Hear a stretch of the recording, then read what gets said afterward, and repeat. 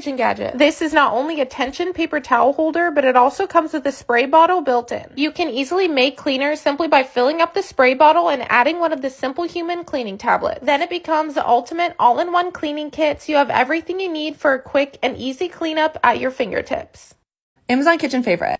This is the world's first self-cleaning cutting board system that cleans and dries your boards for you. The system comes with 4 color-coded boards and matching cutlery, so all produce, meats, and fish stay separate while meal prepping. Each cutting board has unique features like a built-in mincer for produce, non-slip surface for filleting fish, and once you're done, simply rinse all items with water and put back into the system where it will dry and use UV light to clean.